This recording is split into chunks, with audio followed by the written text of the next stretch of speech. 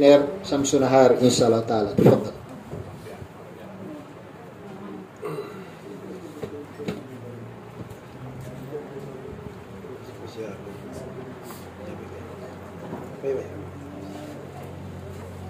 أعوذ بالله من الشيطان الرجيم بسم الله الرحمن الرحيم الحمد لله رب العالمين وبه نستعين مع بعد السلام عليكم ورحمة الله وبركاته. Nagakalungkot pero sana ngayon wala ako dahil sa may orientation ako sa mga giyama ko na pagpunta sa Masjid al-Aqsa ngayong araw na ito. Pero yun ang kadar. Sabi ko, anyway, hindi natuloy. Meron naman sa Shopee na 11-11 na promo. Diyan na lang kayo mag-concentrate. Kay November 11 ngayon, 11-11 na lang. At saka ngayon, ika-27 ng Rabiul Akhir. By Tuesday, gabi, Jamadil Ula naman. So, alhamdulillah, yung mga tagapakinig natin na nasa ibang bansa, humihingi sila na dapat magtagalog. Pero ako, kahit Tagalog ko, para Maguindanao rin ang sound, nagtiisan lang inyo. So sabi nila, yung mga lecturer, kung minsan dagdagan yung singitan ng mga Tagalog, kasi maraming tausog, maranaw, balik Islam sa mga hospital na nasa Saudi Arabia. So may nag-PM sa akin ganito, secret lang. So, kasi mahirap mag-marites tayo dito. So, yung nagsabi nila, kasi para sabi niya, kami excited kami every Saturday. Kaya parang online lecture ito, sabi niya. So, nadagdagan. So, kung halimbawa Maguindanao, paminsan na ina-translate itong mga kasama namin, baka iba, may magulang pa. So, sana sabi niya, kahit pa konti-konti yung mga nagmamaguindanao, dagdagan nila. Mutaglis ba? Maguindanao, Tagalog, English. So, Motaglis, yes. So, alhamdulillah. So, bago ko magpaano doon sa update natin, pati ano yung nangyari ngayon. Subhanallah.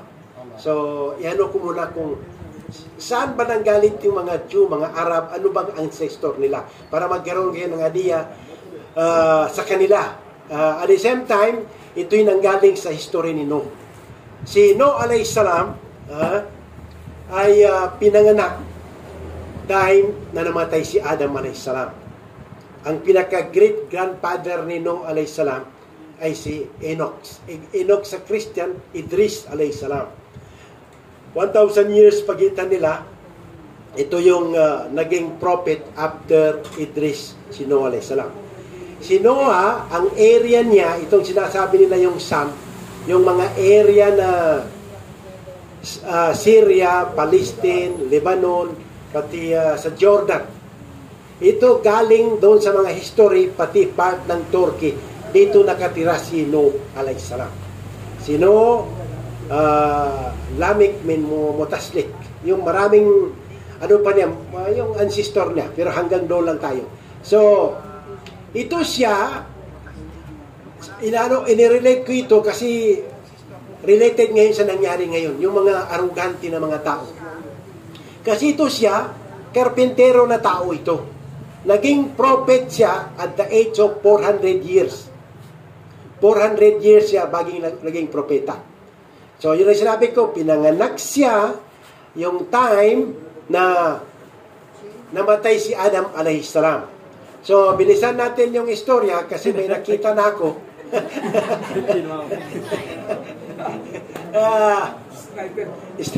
Subhanallah. So, inano ko, kabilisan natin na lang, yung mga tao that time, mga mayayabang sila. Karpintero lang itong pinadala ng Allah subhanahu wa ta'ala. So, dahil sa pagka-arrogante, nag-request si Noah na wala na talaga. Kasi yung ano niya na pagdadawan niya, mga 80 plus lang nakuha niya. Ngayon, nung nag-request sa Allah na wala na talaga, so, in-instructan sa ng Allah subhanahu wa ta'ala na maggawa ng barko. So, alam mo niya, haba ng barko, 1,000 meters by 200 by 100. Ibig sabihin, yung layo niya, 1 kilometer, 200 meters yung width niya, ang taas niya, 3 deck, 100 meters. So, sabi na lahat yung mga Kasi while ongoing, ang construction niya, lahat yung mga mayayaman, sabi niya, paano kami maniwala sa iyo? Ganyan ka, karpintero. Anong gagawin mo dito sa deserto? Saan galing? Dahil ng lahat ang pangmutya, nandoon lahat sa kanya. Nandiyan na, talaga. Nandiyan ang tubig. So, nung in order ang Allah na gumawa, at the same time, sumunod siya, ano niyang lahat ng mga hayop na pair by pair. So, until such time na nag-gas out na yung tubig mula sa langit, sa lupa, at naging tubig yung area na yan for 6 months time. So, after that time, nung nag-subside na yon, ginawa ng Allah sa mga tao, steril. Walang mga anak except sa ni Noah alayhis salam. So, nanganak si Noah alayhis salam ng tatlo.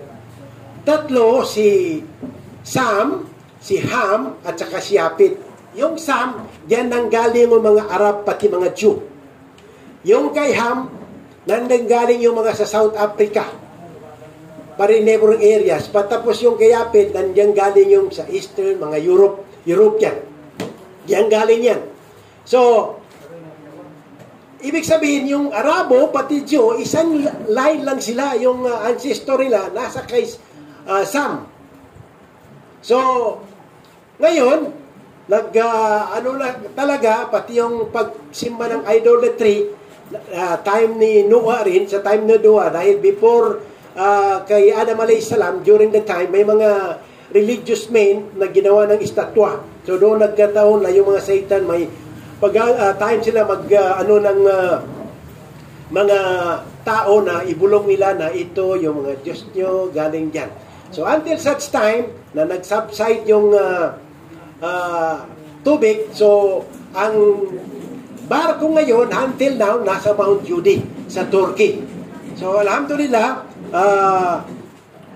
ano lang natin para at least meron kayong idea doon. So, itong nangyari ngayon naman sa Gaza Strip, maraming istorya. Ngayon, marami na silang nakikita dyan na merong angel na nag-descend dyan sa Masjid Aqsa the other day. Nakikita nila, nagtataka, bigla na lang umalis yun. So, may pakpak daw. So, I don't know, ano yun. At the same time, yung mga ginagamit ng Israel na Iron Dome, nagmamalfunction, doon na hulog sa kanila. So, ngayon, ito yung hindi na makatao talaga, kasi pati hospital, tinitira na ng kagabi tinira nila yung Sipa na hospital, yung 6 na hospital, lahat tinitira na ng mga sundalo and this is violation of law. Kahit nandun pa yung mga Hamas, at the same time ay totoo, hindi nila pwede yung civilian o yung hospital dahil bawal sa operation. Ito nangyari na ito, alam natin na ito yung tago, at the same time, yung sabi na boycott, ngayon in 1 week time, 100 billion ang nahulugi sa McDo, Starbucks, KFC. On 1 week time, because of boycott ng mga Muslim na 2 billion. At the same time, nag-work talaga ito. Hindi naman, kasi imagine ni 1.5 million na Palestinian nag-exodus mula sa north papunta dito sa Khan Yunis. So, subhanallah. So, maraming protest, pati doon sa Tel Aviv may nag-protest din na against kay Netanyahu, kaya ayaw nila, gusto nila paalisin.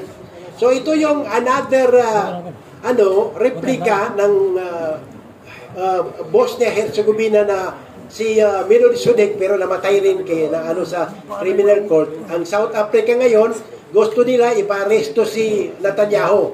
Yes. Ang Yemen, ngayon, bumubumba na siya doon sa Ilat, yung magandang area, tinamaan na ng missile. Ngayon, problema ng Amerika, nagpadala ang Russia ng anti-missile na missile nasa Lebanon. So, natatakot ngayon kasi ang problema, meron dyan trillion natural gas sa Gaza. So, kaya hindi nagsasalita. Katulad sa atin ngayon. Yes, kaya yung mga European na iba, hindi nagsasalita kasi beneficial sila kay trillion cubic na gas nandyan sa Gaza. Kaya pala, ito pala yung istorya kasi nag-istorya, Amerikano na. Yung mga hindi na makatiis, nasabi nila yung kabalastugan nila. So, alhamdulillah, the other day, ano rin sa Tel Aviv, umulan, pati hangin na malakas. So, nagsisimula na, yung mga sundalo na natatakot ngayon sila, kaya hindi nila nakikita yung mga kalaban na iba. So, at the same time, ipanalangin natin kasi ito, kailangan natin yung luha. At the same time, yung mga taong mahilig sa mga product, 7 to 9, pag meron yung QR code yan product ng Israel. So, tulungan natin sila sa may boycotting, wag na natin yung mga KFC na yan, katulad sinabi ko, doon na lang sa kitangong fried chicken. Kasi masarap din.